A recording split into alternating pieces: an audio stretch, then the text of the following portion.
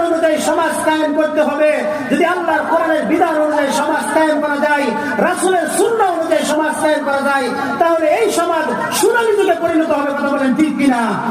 নামাজ পড়ে ঘুষ খায়, নামাজ পড়ে সুদ খায়, নামাজ পড়ে গীবত করে, নামাজ পড়ে মিথ্যা কথা বলে, নামাজ পড়ে ইমামের পিছনে লাগে, নামাজ পড়ে আলেমদের বিরোধিতা করে। কথা বলেন ঠিক কিনা? এইরকম নামাজি কিনা স্ত্রীর সামনে স্ত্রীকে দর্শন করতেছে, সন্তানের সামনে তার মাকে দর্শন করতেছে, এবং এমনও ঘটনা ঘটছে যে মা তার পরকীয়া প্রেমিকের জন্য নিজের আপন সন্তানকে, আপন মেয়েকে, মেশকাত জামাত পড়ুয়া একটা ছাত্রী, পর্দানিশীল একটা ছাত্রীকে শুধুমাত্র তার প্রেমিকের পথে বাধা হয়ে দাঁড়ানোর কারণে ওই আপন মা, যেই মা তাকে 10 মাস 10 দিন গর্ভে ধারণ করেছে, সেই মা তার পরকীয়া প্রেমিকের মাধ্যমে তার চোখের সামনে তার মেয়েকে ধর্ষণ করিয়েছে, তার চোখের সামনে তার মেয়েকে হত্যা করেছে। সুতরাং এই ঘটনা আইয়ামের জাহিলিয়াতের যুগকেও হার মানিয়েছে। কথা বলেন ঠিক কিনা? উলামায়ে কেরাম যারা, তাদেরকেও নবীদের মতো অসংখ্য অকথ্য নির্যাতনের শিকার হতে হবে। নবীদেরকে এলেমের কারণে, আল্লাহ তাআলার দ্বীনকে পৌঁছে দেওয়ার কারণে নবীদেরকে হত্যা করা হয়েছে, দেশান্তরিত করা হয়েছে, জুলুম নির্যাতনের শিকার হয়েছেন, জেল জুলুমের শিকার হয়েছেন। সুতরাং নবীদের ওয়ারিস যারা, উলামায়ে কেরামকেও কখনো ইলমে দ্বীনের প্রচারের জন্য, ইলমে ওহীর প্রচারের জন্য তাদেরকেও জেলে যাইতে হবে। কথা বলেন ঠিক কিনা? তাদেরকেও দেশান্তরিত হইতে হবে, গালি শুনতে হবে, অকথ্য নির্যাতনের শিকার হতে হবে। উলামায়ে কেরাম নবীদের মতো এই নির্যাতনকে সহ্য করে আল্লাহ তাআলার দ্বীনের ঝান্ডাকে সেই আফ্রিকার গহীন জঙ্গলে, সমুদ্র পাড়ি দিয়ে সারা পৃথিবীতে তারা আল্লাহ তাআলার ইলমে নববীর ওহীকে, আল্লাহ তাআলার দ্বীনকে পৌঁছে দিবে। আল্লাহ তাআলা তাদেরকে দুনিয়া আখিরাতে ইজ্জত দান করবেন। কথা বলেন ঠিক কিনা? সুতরাং যারা জুলুম করতেছ, যারা মানুষের উপর অত্যাচার করতেছ, যারা মানুষের উপর নিজেদের ক্ষমতার কারণে জুলুম নির্যাতন করতেছ, তোমরা জুলুম করতে পারবেন, তোমাদের ক্ষমতা আছে, শক্তি আছে, মানুষের সম্পদ ছিনিয়ে নিতে পারবেন, ঘুষ নিতে পারবে, সুদ খেতে পারবে, মজলুম তোমাদের থেকে প্রতিশোধ দিতে পারবে না। মজলুমের শক্তি নাই। তুমি তো সুদ খেয়ে, ঘুষ খেয়ে মজলুমের উপর জুলুম করে আরামে ঘুমাবে, মজলুমের চোখে ঘুম থাকবে না, সে ঘুমাইতে পারবে না, তুমি সারা রাত ঘুমাবে, মজলুমের চোখের মধ্যে ঘুম আসবে না। আর আল্লাহ তাআলা ঘুমান না। আল্লাহ তাআলা মজলুমের বদুয়াকে কবুল করেন, আর জালিমকে আল্লাহ তাআলা ধ্বংস করেন। কথা বলেন ঠিক কিনা? আলহামদুলিল্লাহ, আলহামদুলিল্লাহ নাহমাদুহু ওয়া নাস্তাঈনুহু ওয়া নাস্তাগফিরুহু ওয়া নু'মিনু বিহি ওয়া নাতাওয়াক্কালু আলাইহি ওয়া নাউযু বিল্লাহি মিন শুরুরি আনফুসিনা ওয়া মিন সাইয়্যাতি আ'মালিনা। মান ইয়াহদিহিল্লাহু ফালা মুদিল্লা লাহু ওয়া মান ইউদ্লিলহু ফালা হাদিয়া লাহু ওয়া নাশহাদু আন লা ইলাহা ইল্লাল্লাহু ওয়াহদাহু লা শারীকা লাহু ونشهد أن سيدنا ونبينا ومولانا محمد صلى الله تعالى عليه وعلى آله وأصحابه وبارك وسلم. أما بعد فأعوذ بالله من الشيطان الرجيم. بسم الله الرحمن الرحيم.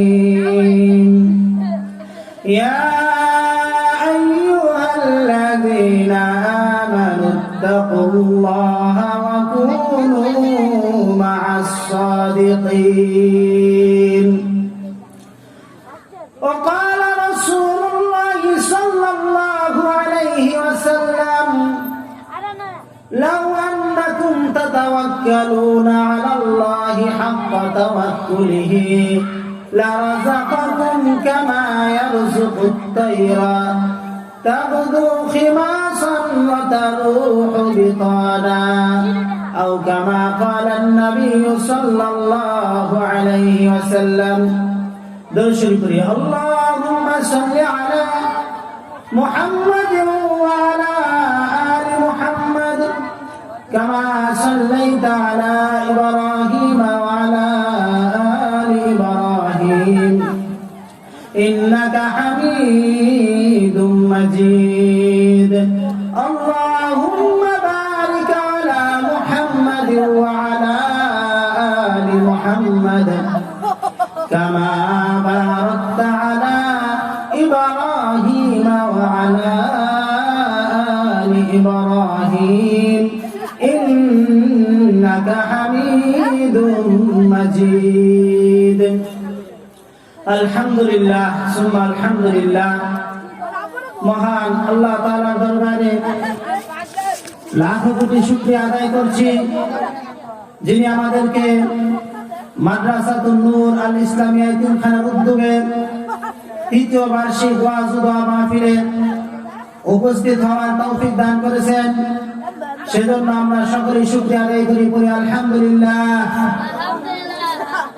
আল্লাহ পাকের অশেষ দয়া ফজল করমে আল্লাহ পাক আমাদেরকে হাজার হাজার মানুষের মধ্য থেকে যাচাই করে বাছাই করে মহব্বত করে আজকের এই দিনই মাহফিলে নিয়ে আসছেন।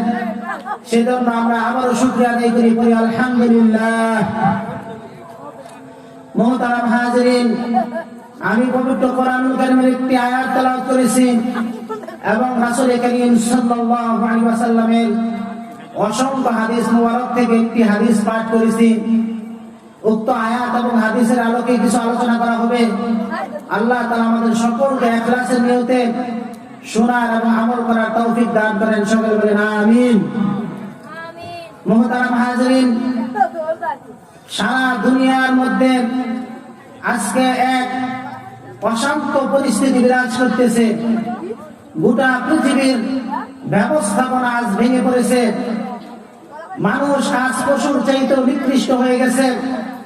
মানুষে মানুষে ভেদাভেদ, মানুষে মানুষে খুনাখুনি, রাহাজানি, ধর্ষণ, লুণ্ঠন সহ এমন কোন নোংরা কাজ নাই যা আজ এই বনি আদম দ্বারা, আল্লাহ তাআলার সর্বশ্রেষ্ঠ মাখলুক দ্বারা সংগঠিত হচ্ছে না। এমন কোন কাজ নাই যা আজকে মানুষ দ্বারা সংগঠিত হচ্ছে না।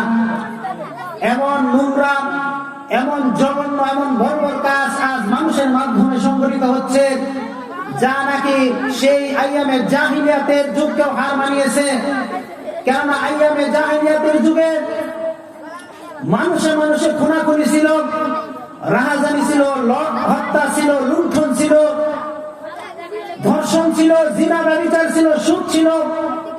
এই জন্য জাহিলিয়াতের যুগকে আমরা খারাপ যুগ বলি, অসভ্য বর্বর যুগ বলি।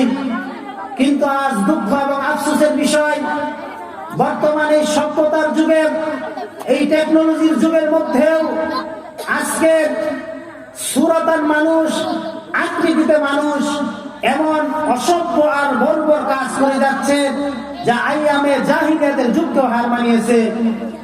আইয়ামে জাহিলিয়াতের যুগে মানুষ খুন করত, খুন করার পর স্বজনরা তার আত্মীয়র লাশ খুঁজে পেত, স্বজনের লাশ দাফন করে কান্নাকাটি করত।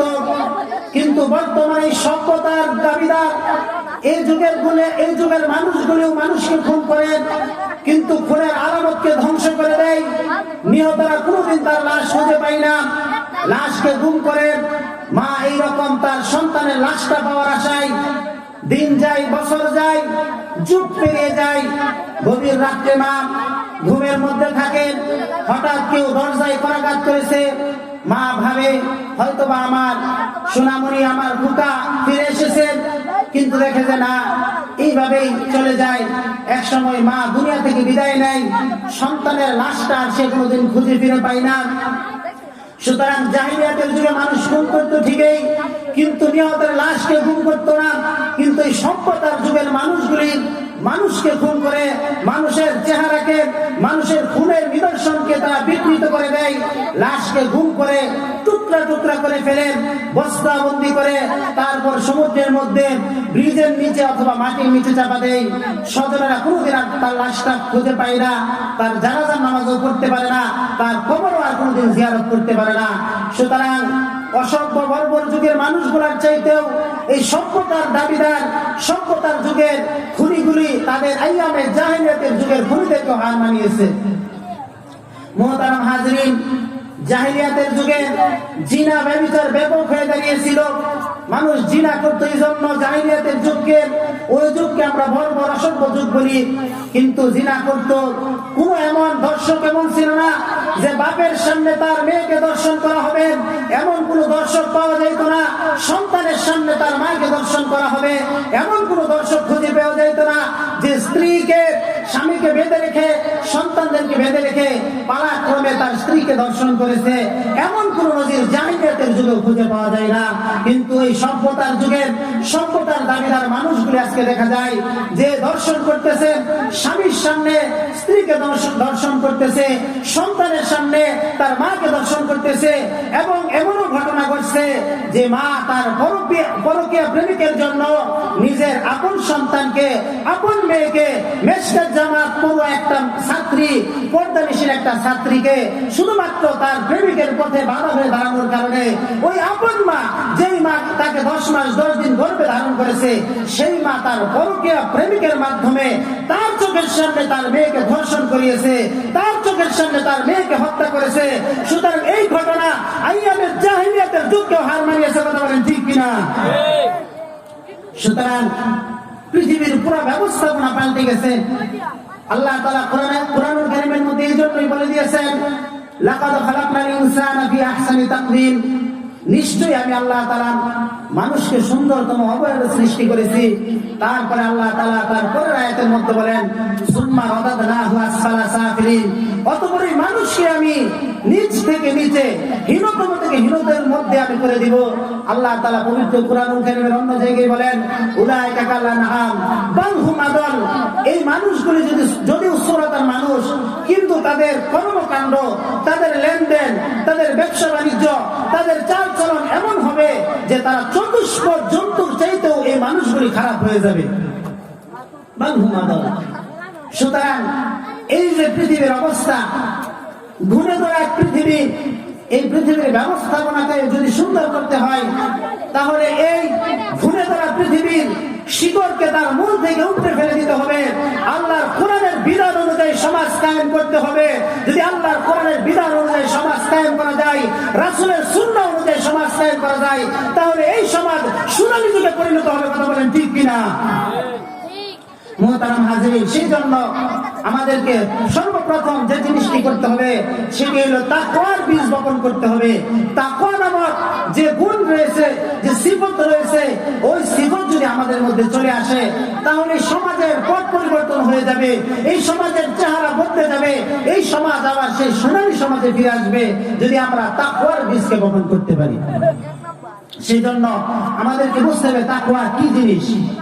তাকওয়া হইল কোন কাজ থেকে বিরত থাকা, নিষিদ্ধ কাজ থেকে বিরত থাকা। শরীয়তের পরিভাষায় তাকওয়া বলা হয় আল্লাহ এবং রাসূল সাল্লাল্লাহু আলাইহি ওয়াসাল্লাম তারা যে জিনিস নিষেধ করেছেন তা থেকে বিরত থাকা, আল্লাহ আর আল্লাহর রাসূলের সুন্নাহ অনুযায়ী জীবনকে পরিচালনা করা, এটাই হলো তাকওয়ার সংজ্ঞা। আল্লাহ তাআলা তাকওয়ার গুরুত্ব সম্পর্কে পবিত্র কোরআনুল কারীমের অসংখ্য আয়াতে আল্লাহ তাআলা তাকওয়ার গুরুত্ব তিনি দিয়েছেন।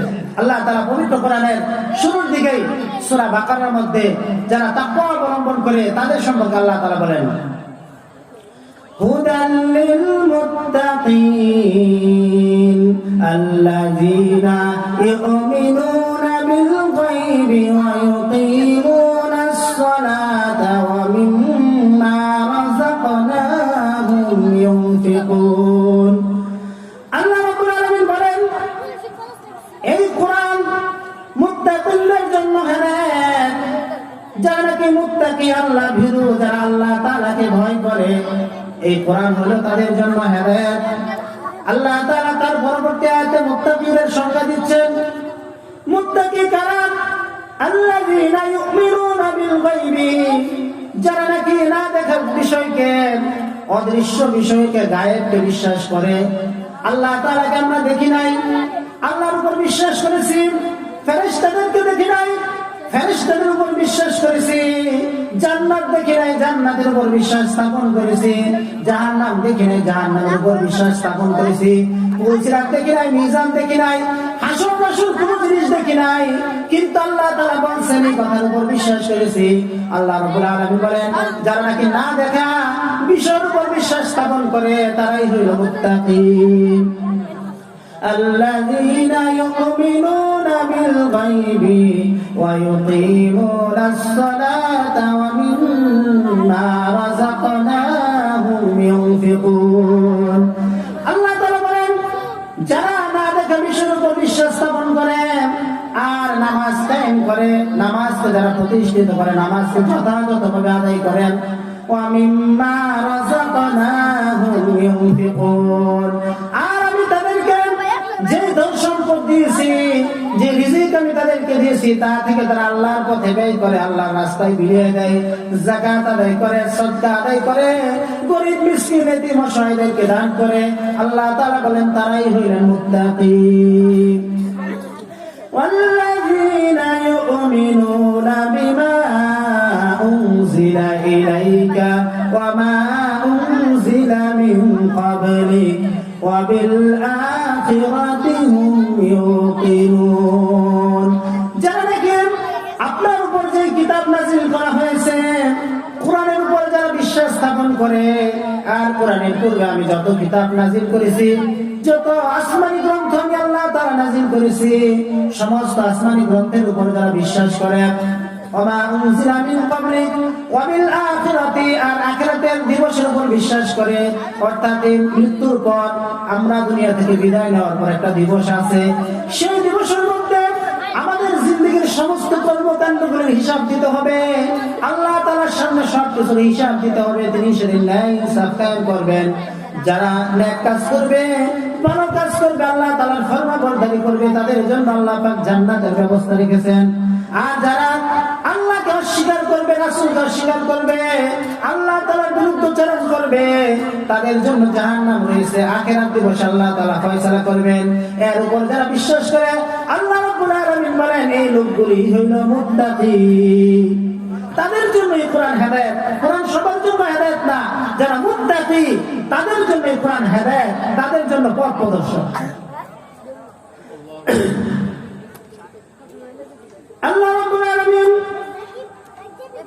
মুত্তাকিদের সম্পর্কে পবিত্র কোরআনুল কারীমের মধ্যে বলেন, ইয়া আইয়ুহাল্লাযীনা আমানুত্তাকুল্লাহা ওয়া কুনু মা'আস সাদিকিন।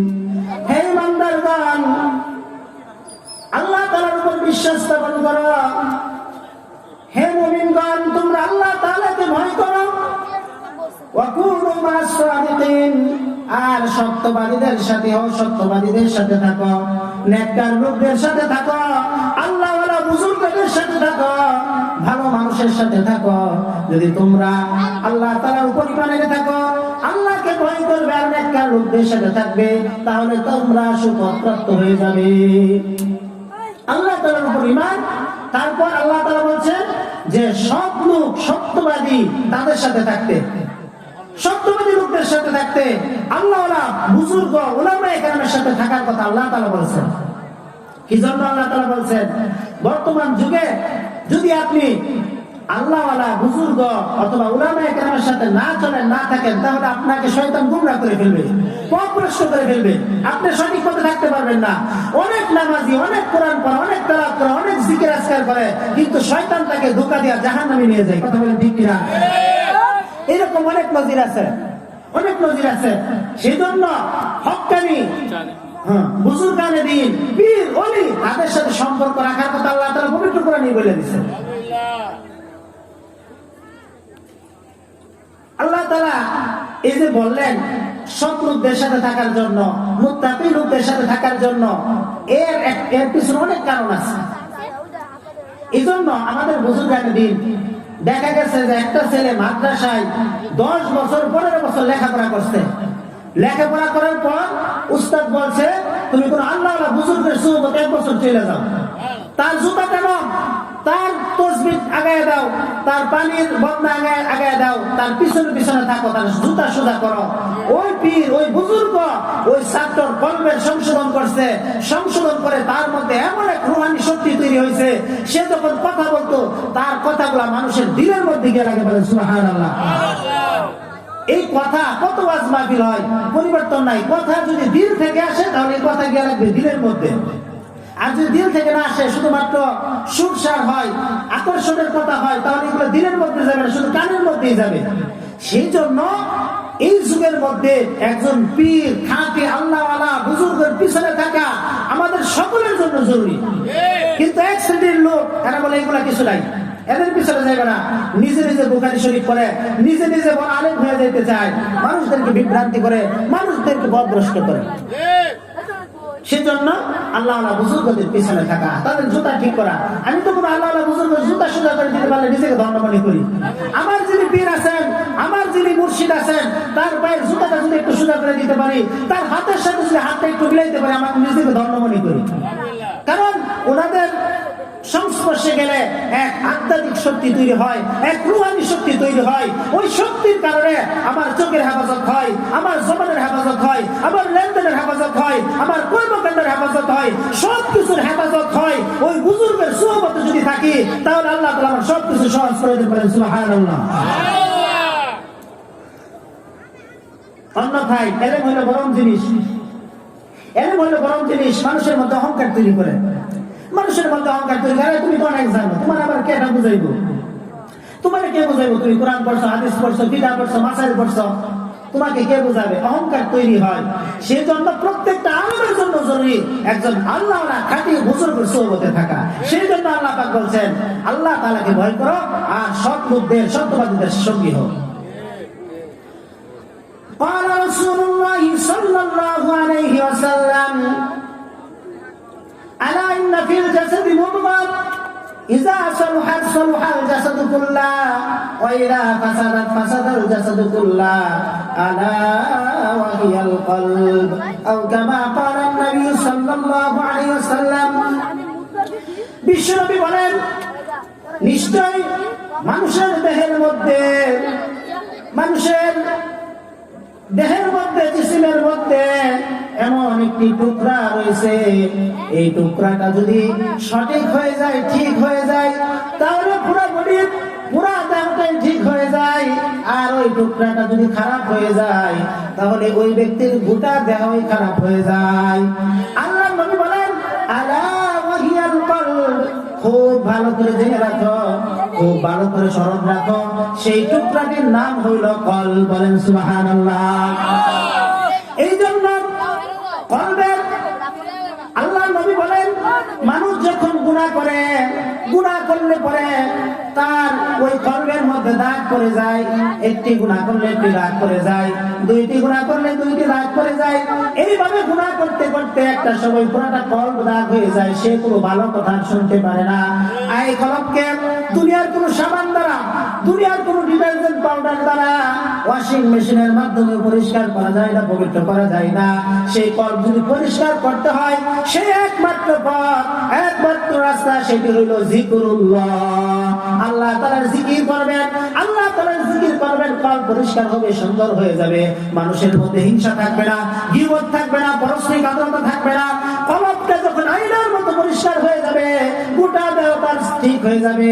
ওই লোক দ্বারা কোনোদিন হত্যা, খুন, লুণ্ঠন, নাজারি, ধর্ষণ করা কোনোদিন তার দ্বারা সম্ভব হতে পারে না। কথা বলেন ঠিক কিনা? সেই জন্য বিশ্বনবী মুহাম্মদুর রাসূলুল্লাহ সাল্লাল্লাহু আলাইহি ওয়াসাল্লাম বলেন, ইন্না হাযিহিল কুলুবা তাসদাউ কামা ইয়াসদাউল হাদীদু ইযা আসাবাহুল মা। কিলা ইয়া রাসূলুল্লাহ মা জিলাউহা? ক্বালা কাসরাতু যিকরিল মাউত ওয়া তিলাওয়াতুল কুরআন আও কামা ক্বালা নবী সাল্লাল্লাহু আলাইহি ওয়াসাল্লাম। বিশ্বনবী বলেন, নিশ্চয় মানুষের কলবের মধ্যে, মানুষের হৃদয়ের মধ্যে, অন্তরের মধ্যে দাগ পড়ে যায়। আর এই দাগ দুনিয়ার কোনো বস্তু দ্বারা এই দাগকে দূর করা সম্ভব হয় না। আল্লাহ নবীকে সাহাবায়ে কেরাম জিজ্ঞেস করলো, তাহলে এই দাগকে, এই কলবকে আমরা কিভাবে পরিষ্কার করব? আল্লাহ নবী বলেন, তোমরা বেশি বেশি মৃত্যুর কথা স্মরণ করবে। যদি মৃত্যুর কথা স্মরণ করো, তোমাদের কলবগুলিকে আল্লাহ তাআলা পরিষ্কার করে দিবেন। ওয়া তিলাওয়াতুল কুরআন, আর বেশি বেশি কোরআন তেলাওয়াত করবে। কোরআন যদি তেলাওয়াত করো, আল্লাহ তাআলা তোমাদের কলবগুলোকে আয়নার মতো পরিষ্কার করে দিবে। বলেন সুবহানাল্লাহ। আল্লাহ তাআলা বলেন, ইয়া আইয়াতুহান নাফসুল মুতমাইন্নাহ ইরজিই ইলা রাব্বিকি রাদিয়াতাম মারদিয়া ফাদখুলি ফি ইবাদি ওয়াদখুলি জান্নাতি। বিশুদ্ধ অন্তর নিয়ে, বিশুদ্ধ কল নিয়ে যারা নাকি আল্লাহ তাআলার দরবারে উপস্থিত হবে, হাজির হবে, আল্লাহ তাআলা বলবেন, হে প্রশান্ত আত্মাগুলি, হে প্রশান্ত আত্মাগুলি, ইরজিই ইলা রাব্বিকি, তোমরা তোমাদের রবের দিকে ফিরো সন্তুষ্ট চিত্তে, ফাদখুলি ফি ইবাদি, আর আমার নেককার বান্দাদের সাথে তুমি দাখিল হয়ে যাও, ওয়াদখুলি জান্নাতি, আর আমার জান্নাতের মধ্যে তোমরা দাখিল হয়ে যাও। বলেন সুবহানাল্লাহ। আল্লাহ রাব্বুল আলামিন এই বিশুদ্ধ অন্তর প্রসঙ্গে পবিত্র কোরআনের আরেক জায়গার মধ্যে বলেন, قد أفلح من زكاها وقد خاب من دساها। সফল কাম ওই ব্যক্তি সফল কাম হয়ে গেছে যে নাকি নিজেকে পবিত্র করেছে, পরিষ্কার করেছে। কলকে যে ব্যক্তি পরিষ্কার করেছে, আত্মশুদ্ধি যে করেছে, ওই ব্যক্তি সফল কাম হয়ে গেছে। আর নাকাম হালাক ওই ব্যক্তি হয়েছে যে ব্যক্তি নিজেকে, নিজের কলকে ধ্বংস করেছে, ওই ব্যক্তি নাকাম হয়েছে এবং ধ্বংসপ্রাপ্তদের অন্তর্ভুক্ত হয়েছে। আল্লাহ রাব্বুল আলামিন পবিত্র কোরআনের আরেক জায়গায় বলেন, ওয়া আম্মা মান খাফা মাকামা রাব্বিহি ওয়া নাহান নাফসা আনিল হাওয়া ফাইন্নাল জান্নাতা হিয়াল মাওয়া। আল্লাহ রাব্বুল আলামিন বলেন, যে ব্যক্তি তার রবের সামনে দণ্ডায়মান হওয়াকে ভয় করে, আমাকে একদিন আল্লাহ তাআলার সামনে দাঁড়াতে হবে, দণ্ডায়মান হতে হবে, আমার জিন্দেগীর সমস্ত আমলগুলোর হিসাব দেওয়া লাগবে, এই ভয় যে করে, আর নিজের উপবৃত্তি থেকে, নিজের নফসকে খায়সাত থেকে, নিজের নফসকে খায়সাত থেকে বিরত রাখে, আল্লাহ তাআলা বলেন, ফাইন্নাল জান্নাতা হিয়াল মাওয়া, জান্নাত হবে ওই ব্যক্তির ঠিকানা। বলেন সুবহানাল্লাহ। এই কল যদি ঠিক হয়ে যায়, তাহলে মানুষের মধ্যে তাকওয়ার গুণ আসবে, অন্তর পরিশুদ্ধ হবে। মাদ্রাসার ছাত্ররা, এই শোনো, মনোযোগ দিয়ে একটা ঘটনা শোনো, একটা ঘটনা শোনাই তোমাদের জন্য। এক মাদ্রাসার ছাত্র দিল্লিতে এক মাদ্রাসায় পড়তো, এক মসজিদের মধ্যে সে থাকতো, মসজিদে আযান দিত, নামাজ পড়াইতো, মাদ্রাসার মধ্যে গিয়ে ক্লাস করতো। তো হিন্দু মুসলিম দাঙ্গা, এটা অনেক আগে থেকেই ইন্ডিয়াতে হয়, হিন্দু মুসলিম দাঙ্গা লেগে গেছে। পাশের মহল্লার একটা মেয়ে, ধনাঢ্য ফ্যামিলির একটা মেয়ে, সে কোথাও যাচ্ছিল বেড়াতে, তখন যখন প্রতিমধ্যে রাস্তায় এরকম হিন্দু মুসলমানের দাঙ্গা বেঁধে গেল, সে ভয়ে, প্রাণ ভয়ে, ইজ্জতের ভয়ে সে দৌড়ে মসজিদে চলে আসলো।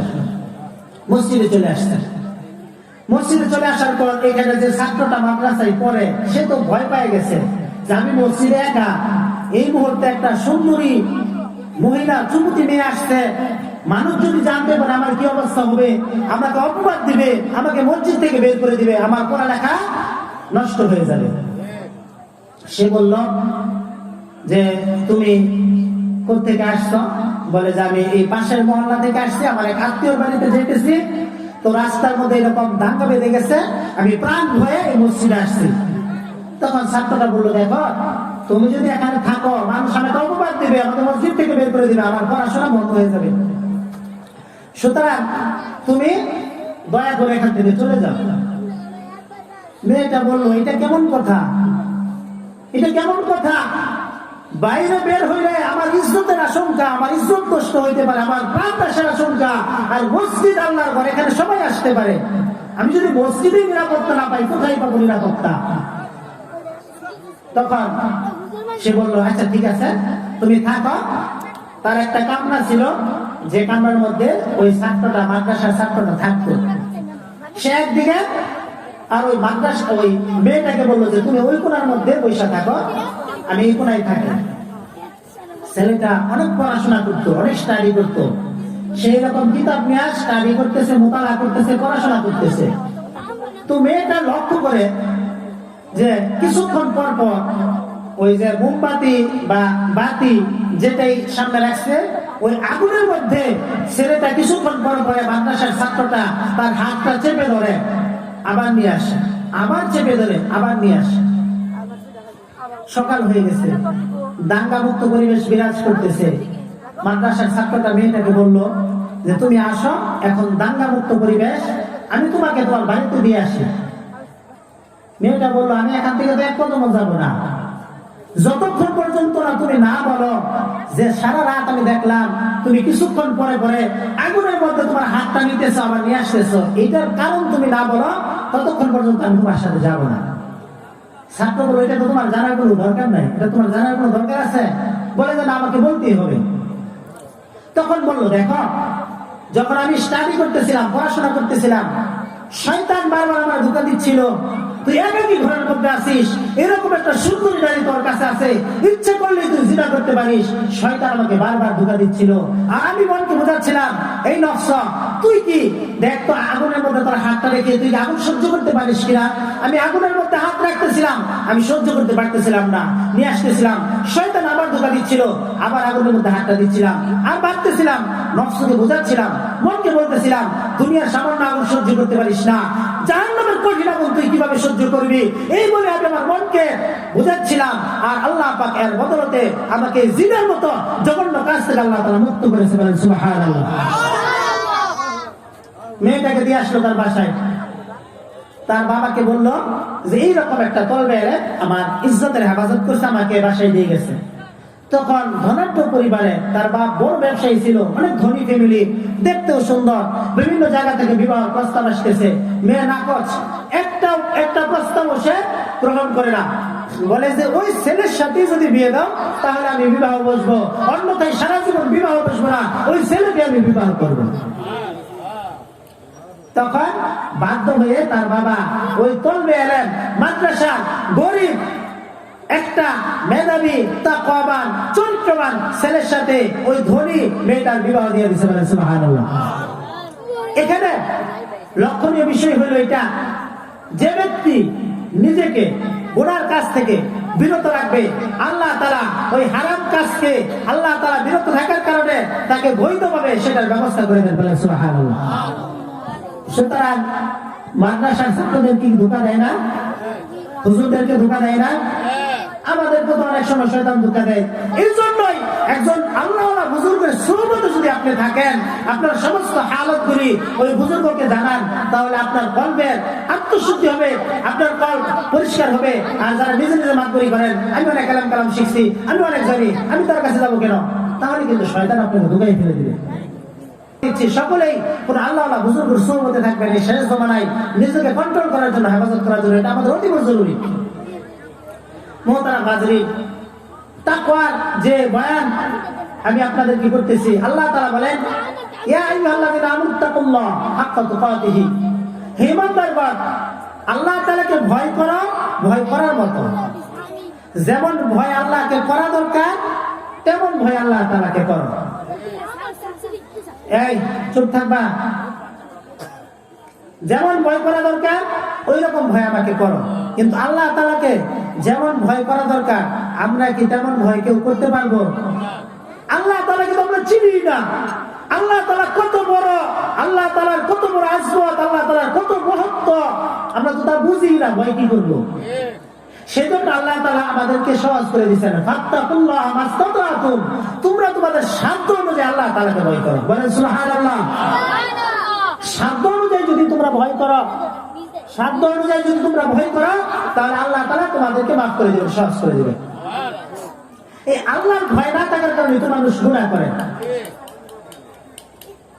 এই আল্লাহর ভয় যদি আমরা দিলের মধ্যে আনতে পারি, অন্তরের মধ্যে আনতে পারি, তাহলে গুনাহ ছেড়ে আমাদের জন্য একেবারে সহজ হয়ে যাবে। হযরত ওমর রাদিয়াল্লাহু আনহু তিনি তার নিত্যদিনের রুটিন অনুযায়ী রাত্রিবেলায় মদিনার রাস্তায় তিনি ঘোরাঘুরি করতেছেন। জানেন প্রসিদ্ধ ঘটনা আপনারা। মদিনার রাস্তায় ঘোরাঘুরি করতেছেন, হঠাৎ শুনলেন যে দুইজন মহিলা তাদের তর্ক বিতর্ক চলতেছে, একজন বয়স্ক আর একজন কম বয়স্ক। মা তার মেয়েকে বলতেছে যে মা, সকাল হয়ে যাচ্ছে, দুধ যে দহন করে আনছো তাড়াতাড়ি পানি মিশাও, পানি মিশাও। মেয়েটা বলতেছে মা, ওমর রাদিয়াল্লাহু আনহু রাষ্ট্রীয় ফরমান জারি করেছেন দুধের মধ্যে পানি মেশানো যাবে না। মা বলল যে দেখ, ওমর রাদিয়াল্লাহু আনহু তো এখন এখানে নাই, রাত গভীর অন্ধকার, সে জানবে কি করে, সুতরাং দুধে পানি মিশাও। মেয়ে বলল মা, ওমর রাদিয়াল্লাহু আনহুকে ফাঁকি দেওয়া যাবে, তার গোয়েন্দা বিভাগকে ফাঁকি দেওয়া যাবে, পুলিশের চোখ ফাঁকি দেওয়া যাবে, কিন্তু রব্বুল আলামিন যিনি আমাদের সব কিছু দেখতেছেন তার চোখকে তো আমরা ফাঁকি দিতে পারবো না, সুতরাং আমি পানি মিশাতে পারবো না, আমার দ্বারা এই কাজ সম্ভব না। ওমর রাদিয়াল্লাহু আনহু কথাগুলি শুনতেছিলেন, তিনি ভাবলেন আমার এই রাষ্ট্রের মধ্যে এমন তাকওয়াবান যে চরিত্রবান তাকওয়াবান যে মেয়ে রয়েছে, আমার ছেলেকে ওই মেয়েটাকে আমি বিবাহের জন্য প্রস্তাব দিব। ওমর রাদিয়াল্লাহু আনহু তিনি প্রেসিডেন্ট, ওই দরিদ্র মহিলার ঘরে গিয়ে বললেন যে তোমার একটা মেয়ে আছে, আমি জানি আমার ছেলের সাথে যদি তুমি বিবাহ দিতে তাহলে আমি অনেক খুশি হইতাম। তখন তার সাথে তার বিবাহ হয়ে গেছে। তার ছেলেও সাহাবী ছিল, উমর ইবনে আব্দুল্লাহ ইবনে উমর রাদিয়াল্লাহু আনহু। এই যে এইরকম তাকওয়াবান মা, তার ঘর থেকে এমন এক সন্তান পয়দা হয়েছিল যিনি নাকি ইনসাফের রাজত্ব কায়েম করেছিলেন, হযরত উমর ইবনে আব্দুল আজিজ রাহমাতুল্লাহ আলাইহি। তিনি এমন এক রাষ্ট্র প্রতিষ্ঠা করেছিলেন যার রাষ্ট্রের মধ্যে বাঘ আর ছাগল এক ঘাটের মধ্যে পানি খেতে পারে। সুবহানাল্লাহ। এমন প্রোডাক্টটা বের হয়েছে কেমন মা থেকে, যেই মাটা তাকওয়াবান পরহেজগার মুত্তাকি, ওই মার ঘর থেকে এমন সুন্দর নেককার সন্তান তৈরি হয়েছে, বলেন সুবহানাল্লাহ। সুতরাং নেককার সন্তান তৈরি হওয়ার জন্য মার আমলের পরিবর্তন দরকার আছে কিনা ভাই? মা বোনেরা, আপনারা যদি আমলকে ঠিক করেন, আপনাদের আমলকে সুন্দর করেন, আপনাদের ঘর থেকে নেককার সন্তান তৈরি হবে, কথা বলেন ঠিক কিনা? আপনার গর্বের সন্তান, আপনি যদি জি বাংলা, স্টার জলসা ইত্যাদি হিন্দি সিরিয়াল আর ফেসবুক নিয়ে পড়ে থাকেন, আপনার ঘর থেকে জন্ম হওয়ার পরে দেখবেন সন্তান খালি এরকম বোতাম টিপে গেমস দাও, ওইটা দাও, সেটা দাও। জন্মের পর থেকেই গেমস না দিলে সন্তান খায় না। এক সময় কি হয়, এই বাচ্চাদের চোখের মধ্যে বিরাট সমস্যা হয়। আপনার স্কুল বলেন, মাদ্রাসা বলেন, ছোট ছোট বাচ্চা, প্রায় বাচ্চা দেখি চোখের মধ্যে চশমা। এই যে মোবাইল টিপতে টিপতে, না দিলে, মোবাইল যদি না দেন তার খাবেই না, খাওয়া বন্ধ। এই যে আপনি যদি আপনার গর্ভের সন্তান থাকা অবস্থায় কোরআন তেলাওয়াত করতেন, ভালো কাজগুলি করতেন, তাহলে এর প্রভাব আপনার সন্তানের মধ্যে পড়তো। আল্লাহ রাব্বুল আলামিন মুত্তাকিদের গুণগান করে পবিত্র কোরআনুল কারীমের মধ্যে ইরশাদ করেন, ওয়ালাউ আন্না আহলাল কুরা আমানু ওয়াত্তাকাউ লাফাতাহনা আলাইহিম বারাকাতিন মিনাস সামা। আল্লাহ রাব্বুল আলামিন বলেন, যদি নাকি শহরের অধিবাসীরা ঈমান আনার পর আল্লাহ তাআলাকে ভয় করে, আল্লাহ বলেন লাফাতাহনা আলাইহিম বারাকাতিন মিনাস সামা, আমি আল্লাহ রাব্বুল আলামিন আসমানের যত বরকতের দরজা আছে সমস্ত দরজাগুলি ওই মুমিনদের জন্য, মুত্তাকিদের জন্য আমি আল্লাহ তাআলা উন্মুক্ত করে দেব, বলেন সুবহানাল্লাহ। যদি তোমরা মুত্তাকি হও, আল্লাহ তাআলার উপর পরিপূর্ণ আস্থা, আল্লাহ তাআলার উপর পরিপূর্ণ তাওয়াক্কুল করো। আল্লাহ নবী বলেন, লাউ আন্নাকুম তাতাওয়াক্কালুনা আলাল্লাহি হাক্কা তাওয়াক্কুলিহি লারাযাকাকুম কামা ইয়ারযুকুত তায়রা তাগদু খিমাসান ওয়া তারুহু বিতানা, আও কামা ক্বালা নবী সাল্লাল্লাহু আলাইহি ওয়াসাল্লাম। বিশ্বনবী বলেন, তোমরা যদি আল্লাহ তাআলার উপর পরিপূর্ণ বিশ্বাস করো, আল্লাহ তাআলার উপর পরিপূর্ণ তাওয়াক্কুল করো, আল্লাহ তাআলা তোমাদেরকে এমন ভাবে রিজিক দিবেন যেমনি ভাবে আল্লাহ তাআলা পাখিদেরকে রিজিক দিয়ে থাকেন, এইভাবে আল্লাহ তাআলা তোমাদেরকে রিজিক দিবেন। পাখিরা সকাল বেলায় খালি পেটে তারা যার যার ডিম থেকে বাসা থেকে খাবারের অনুসন্ধানে চলে যায়। সন্ধ্যা হতে না হতে সমস্ত পাখিগুলি তারা পেট করে যার যার ঘরের মধ্যে ফিরে আসে। বলেন সুবহানাল্লাহ। আল্লাহ তাআলা বলেন ওমান ইয়াত্তাকিল্লাহ ইয়াজআল লাহু মাখরাজা ওয়া ইয়ারযুকহু মিন হাইসু লা ইয়াহতাসিব। যে ব্যক্তি আল্লাহ তাআলাকে ভয় করে, আল্লাহ তাআলাকে যে ব্যক্তি ভয় করে, আল্লাহ তাআলা তার রাস্তাগুলি সহজ করে দেন, আসান করে দেন। রিজিকের পেরেশানি তার থাকবে না। আল্লাহ তাআলা তাকে এমন জায়গা থেকে রিজিকের ব্যবস্থা করবেন, এমন জায়গা থেকে তার অভাব অনটন দূর করবেন। সে কোনোদিন কল্পনাও করতে পারবে না, তার কোনোদিন ধারণার মধ্যে আসবে না। যারা নাকি মুত্তাকি হবে, আল্লাহকে ভয় করবে, আল্লাহ তাআলা গায়েব থেকে তাদের রিজিকের ব্যবস্থা করে দিবেন। বলেন সুবহানাল্লাহ। পাকিস্তানের মুফতি শফি রহমাতুল্লাহি আলাইহি, যিনি মারিফুল কোরআনের লেখক, তার একজন ওই ইসলামী সম্পর্ক, যে কথা আমি বলতেছিলাম, আল্লাহ বুজুর্গদের সাথে সম্পর্ক ছিল। এক সেনাবাহিনীর কর্মকর্তা, এক সেনাবাহিনীর সৈনিকের আল্লাহ বুজুর্গ একজন ওলির সাথে মুফতি শফি রহমাতুল্লাহি আলাইহির সাথে তার ইসলামী সম্পর্ক ছিল, আত্মার সম্পর্ক ছিল। তার দরবারে যাতায়াত করত, সে দাঁড়িয়ে রেখেছিল সুন্নাত, আল্লাহ নবীর সুন্নাত দাঁড়িয়ে সে রেখেছিল। প্রতি সপ্তাহ হযরতের দরবারে আসতো। তাদের সেনাবাহিনীর মধ্যে নতুন একজন অফিসার আসছে, আয়েশা তার দাড়ি দেখে বলতেছে, দেখি ব্যাপার এগুলা কি, এগুলা কি? বলে যে এগুলো আল্লাহ নবীর সুন্নাত দাড়ি। বলে যে আগামীকাল এই দাড়ি সব ফেলে তারপর আসবে। সে হয়রান হয়ে গেছে। আয়েশা তার ওই যে রুহানি সাহেব মুফতি শফি রহমাতুল্লাহি আলাইহি বললেন যে হযরত, নতুন এক অফিসার আসছে, সে বলল আমার দাড়িগুলাকে ফেলে দিতে, আমি কি করব? তখন তিনি বললেন যে তুমি আল্লাহর উপর তাওয়াক্কুল করো, আল্লাহ তাআলা তোমার ব্যবস্থা করবেন। পরের দিন গেছে, যাওয়ার পর বলতেছে, কি ব্যাপার আজকেও দেখি দাড়ি নিয়ে আসছো, আগামীকাল যদি তুমি দাড়ি না মুন্ডিয়ে আসো তাহলে তোমাকে চাকরি থেকে তোমাকে অব্যাহতি দিয়ে দিবে।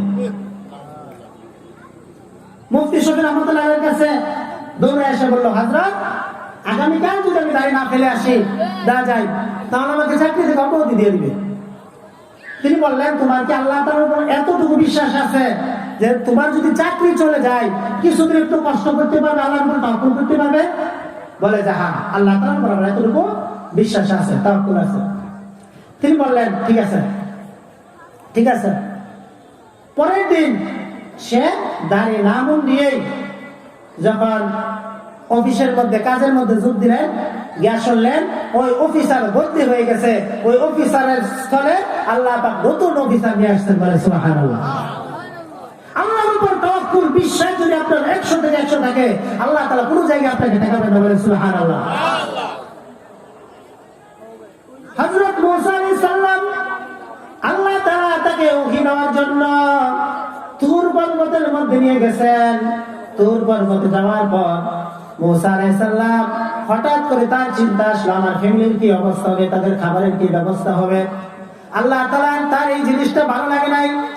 আল্লাহ তাআলা বললেন, মুসা, তোমার হাতের মধ্যে যে লাঠিটি রয়েছে, সামনে দেখো একটা পাথর রয়েছে, এই পাথরের মধ্যে তুমি আঘাত করো।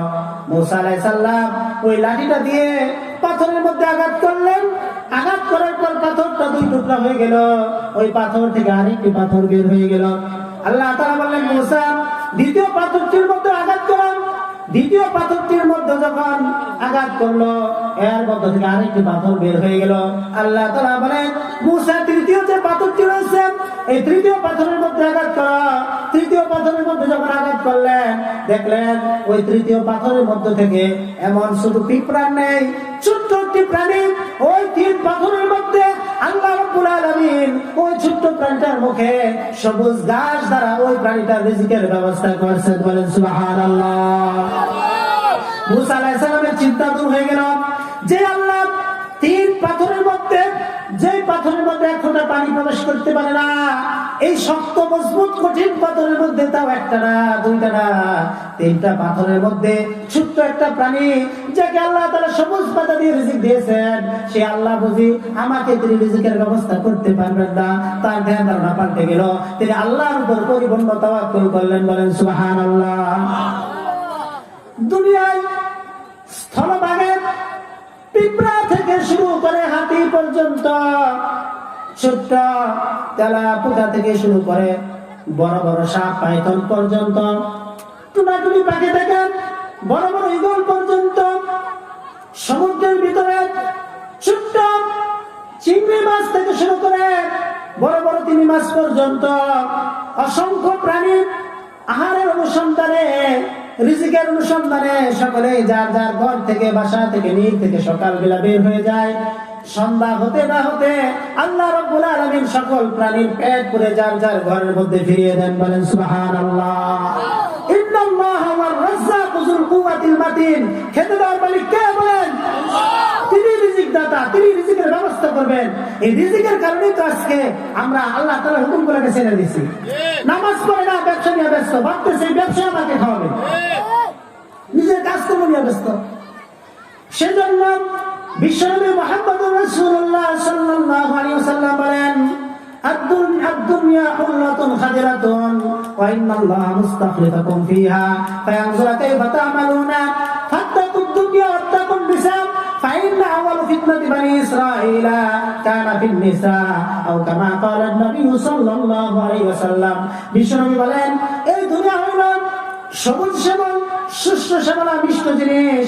সুতরাং আল্লাহ তাআলা এই দুনিয়ার মধ্যে তোমাদেরকে প্রতিনিধি হিসেবে পাঠিয়েছেন। আল্লাহ পাক দেখতে চান কে ভালো কাজ করে, কে ভালো কাজ করে। সুতরাং তোমরা কে ভালো কাজ করো আল্লাহ তাআলা কিন্তু দেখতেছেন। সুতরাং ফাত্তাকুদ দুনিয়া, দুনিয়া থেকে বেঁচে থাকো, ওয়াত্তাকুন নিসা, আর মহিলাদের থেকে বিরত থাকো, মহিলাদের থেকে বেঁচে থাকো। আল্লাহ তাআলা এখানে আল্লাহ নবী দুইটা জিনিসের কথা বলছেন। একটা হলো দুনিয়া থেকে বেঁচে থাকা, মহিলাদের থেকে বেঁচে থাকা। এটা কি সম্ভব?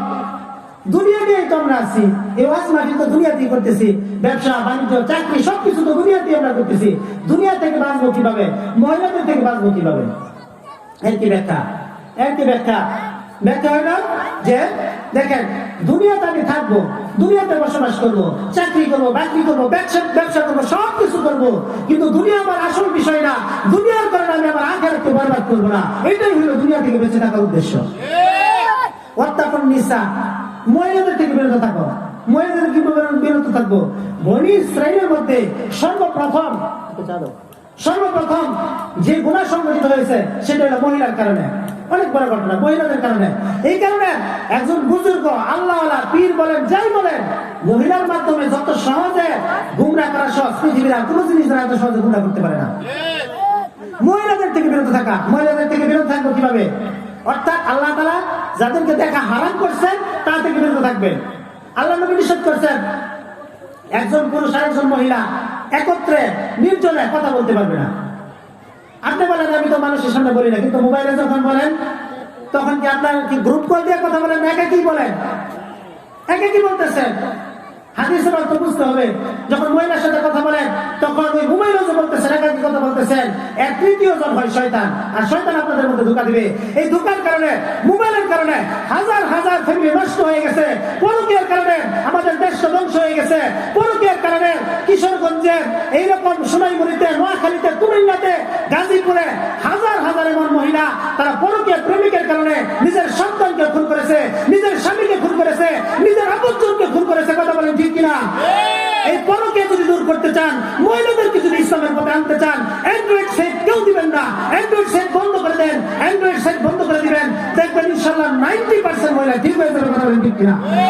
আপনি রোজগার দেখান যে আমার তার জামাই বিদেশ থাকে, একটু ফোনে কথা না বললে কেমনে? আরে বাদ দেন এগুলা। এমনও বহুত মানুষ আছে শুধু বাটনের সেট দাস পুরো পৃথিবী ভ্রমণ করতেছে, তারা টাচ সেট ব্যবহার করে না। বিশেষ করে মহিলাদের হাতে দিলে কি অবস্থা হবে আপনারা বুঝেন? এই টাচ সেট দেওয়া বন্ধ করে দেন, অর্ধেক গুনাহ কমে যাবে। মুহতারাম হাজিরিন, নামাজ রোজা সবাই পড়ে, কম বেশি নামাজ পড়ে, যাকাত দেয়, হজ করে, কম বেশি সকল মুসলমানই করে, কিন্তু হারাম কাজ থেকে বিরত থাকে না।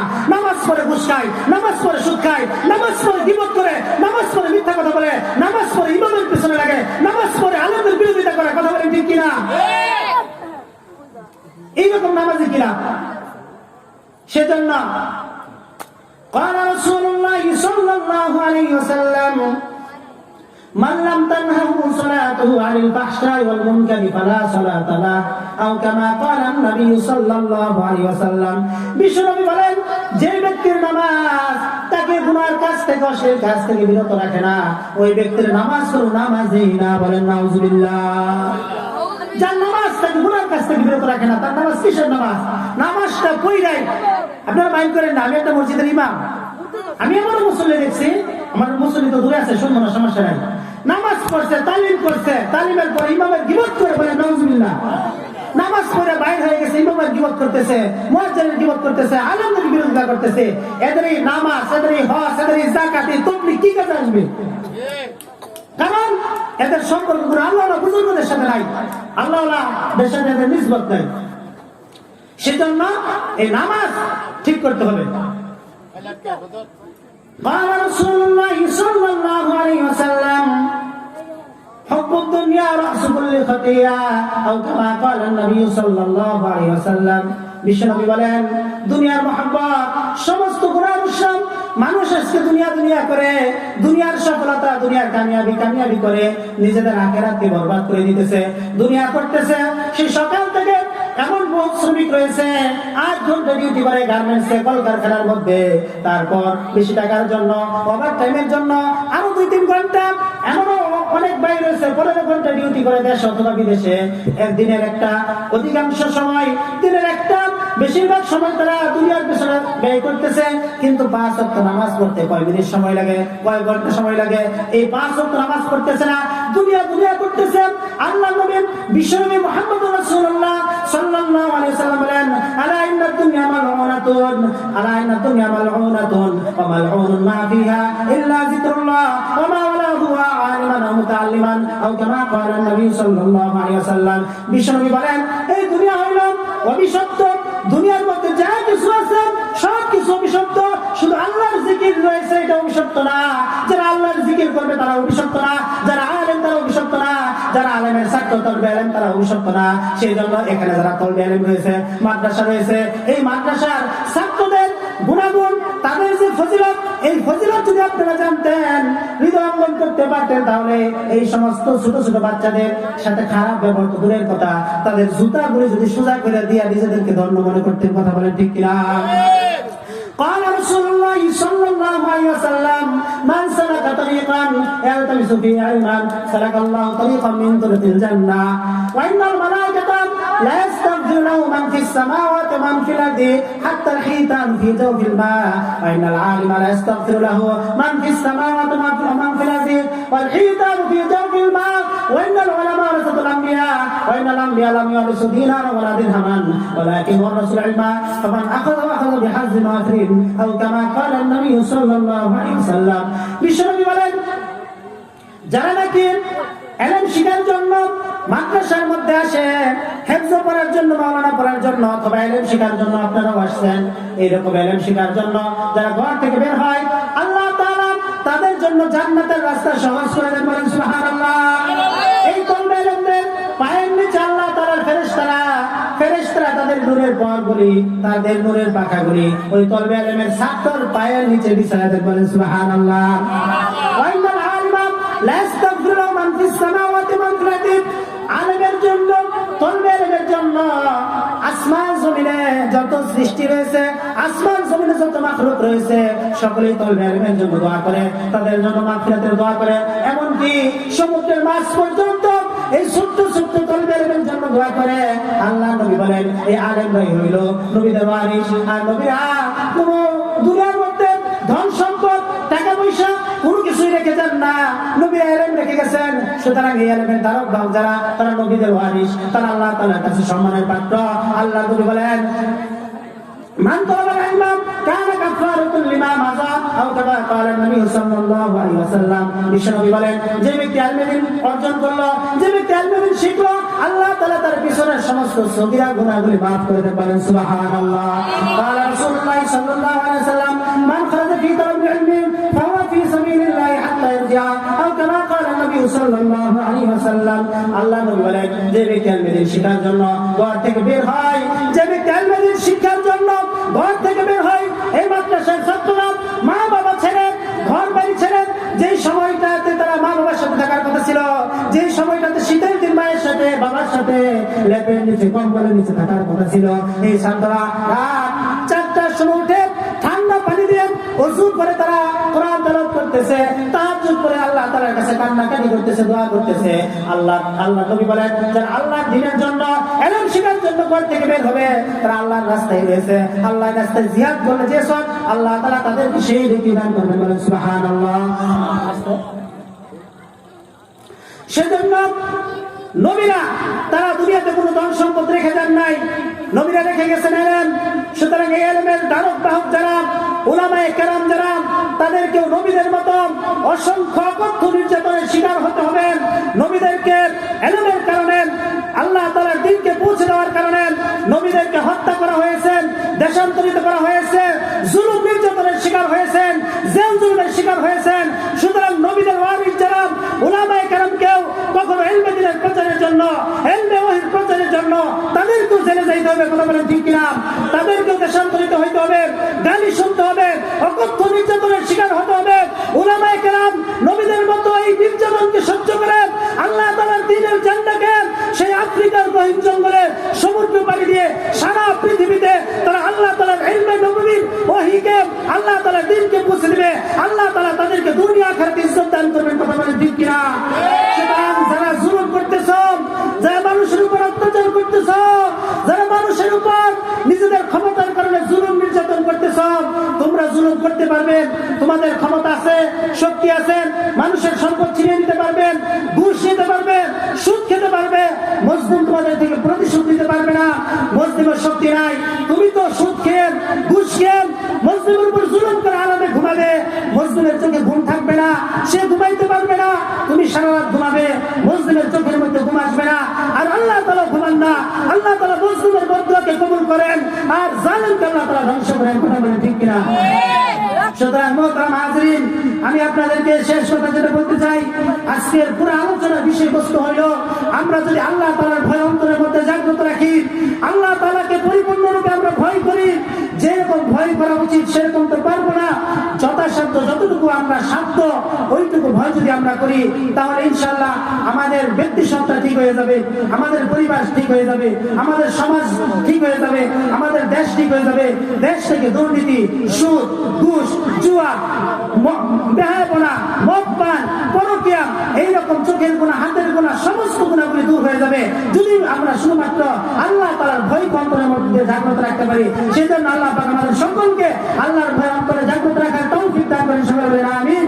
আমি আপনাদেরকে শেষ কথা যেটা বলতেছি সেটা হলো, অবশ্যই আপনারা উলামায়ে কেরামের সাথে সুসম্পর্ক রাখবেন, উলামায়ে কেরামকে সুসম্পর্ক রাখবেন, তাদের সাথে যাবেন, তাদের সমালোচনা করবেন না, হাদিয়া নিয়ে যাবেন, তাদের পরামর্শ নেবেন। ভুল থাকতে পারে, ওই ভুলটা আপনি দেখবেন না, তার ভুলটা রাখবেন। উলামায়ে কেরামের সাথে যদি না থাকেন, এই যুগের মধ্যে ঈমান নিয়ে থাকা অনেক কঠিন। কথা বলেন ঠিক কিনা? ঈমান নিয়ে কবরে যাইতে পারবেন কিনা এটার মধ্যে সন্দেহ আছে। কারণ এমন অনেক অবস্থা হয়, একদিকে আমার ঈমান, একদিকে আমার কোরআন, একদিকে সুন্নাহ, আরেকদিকে আমার কাছে অন্য জিনিস বড় হয়ে যায়। যদি অন্য জিনিস বড় হয় তাহলে তো ঈমান নিয়ে যেতে পারবো না।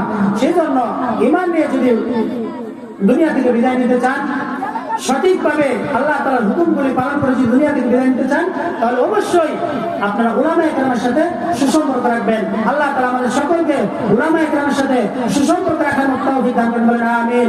ওয়া আখিরু দাওয়ানা আলহামদুলিল্লাহি রাব্বিল আলামিন। আসসালামু আলাইকুম।